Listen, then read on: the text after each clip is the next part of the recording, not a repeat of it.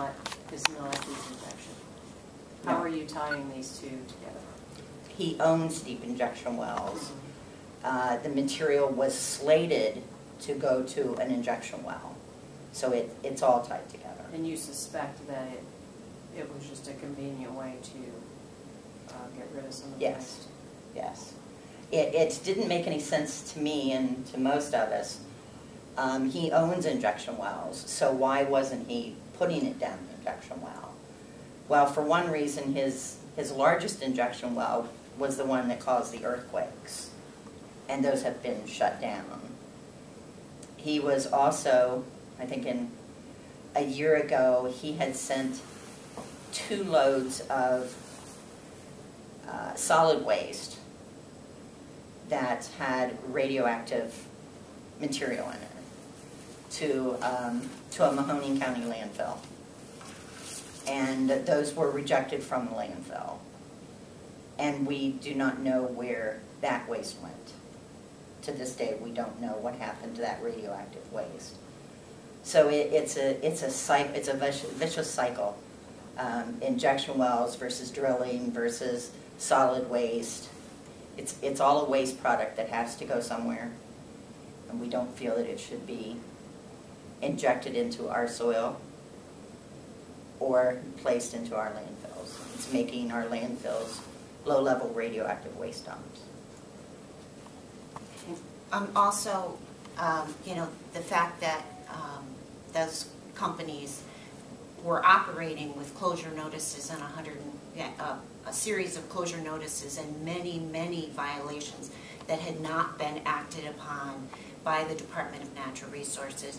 We see, you know, similar case in Athens County, which you have the information attached to the US EPA petition, that shows that the community there became so concerned about the number of violations and closure notices of the Ginsburg well in Athens that had never been acted upon, that an individual actually changed and concreted herself to 55-gallon drums in order to protect her community from additional waste from being injected into those open sites.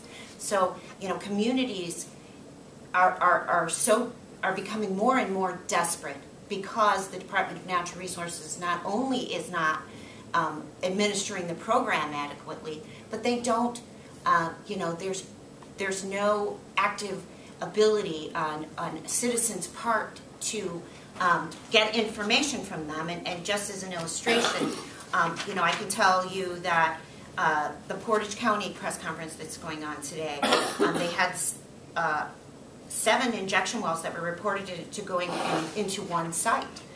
They prepared some comments on those injection well permits, and they were well within the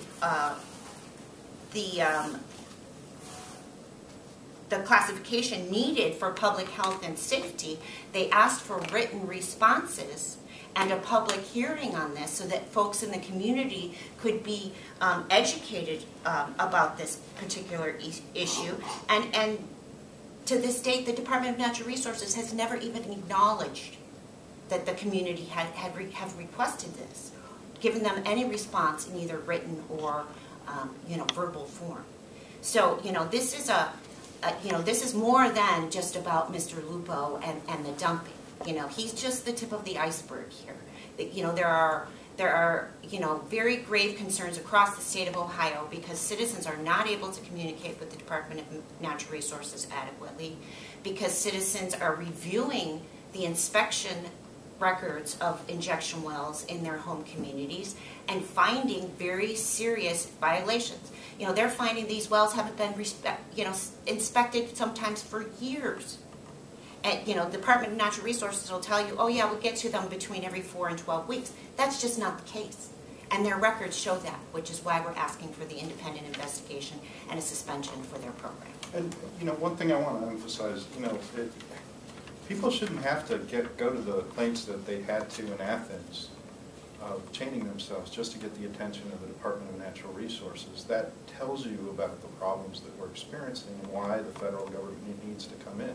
These are not, you know, folks that are normally doing these types of activities. They're doing this because they have no other way to get ODNR to respond. And our state process is not responding, it's broken. So perhaps by having the federal oversight go in, look at ODNR, it takes away the fox watching the hen house, ODNR watching itself, and it puts that pressure on ODNR to do its job.